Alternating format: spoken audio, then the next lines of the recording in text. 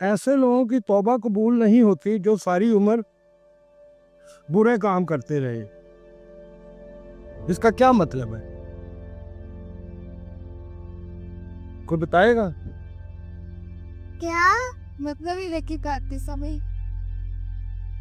समझ मैं समझाता हूँ। वो लोग जो सारी जिंदगी बुरे काम करते हैं ना, उनकी नेचर बन जाती है। क्या बन जाती है? उनकी नेचर बन जाती है, उनकी फितरत में चीज शामिल हो जाती है। अब वो बूढ़े भी हो जाए ना, या उसकी ढेर उम्र भी हो जाए ना, तो वो बदल नहीं सकते उनको।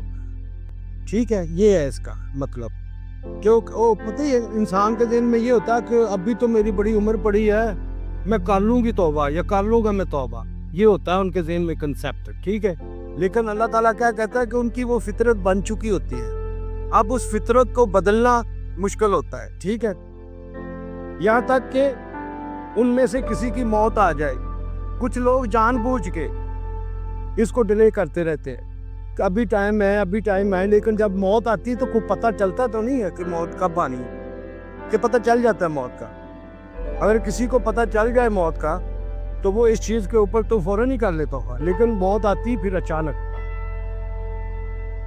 तो उस वक्त ये कहने लगे कि अब मैं तौबा करता हूँ, लेकिन उस वक्त कोई तौबा नहीं, मुंह से अल्फाज ही नहीं निकलेंगे।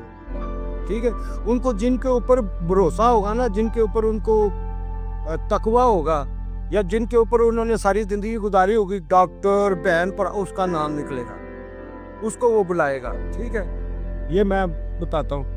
और ना उनकी तौबा कबूल होती है कोई इस हालत में मरे तो वो फिर भी गुनाह कर रहे हो।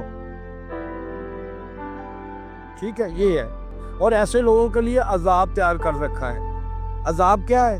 कि अल्लाह ताला उनको सूरज में कहीं ईंधन के तौर पे इस्तेमाल कर लेगा, किसी ऐसे सियारे में ईंधन के तौर पे इस्तेमाल करेगा कि जो कि दूसरे लोगों के लिए बाइसे जिंदगी या बाइसे आराइश बने।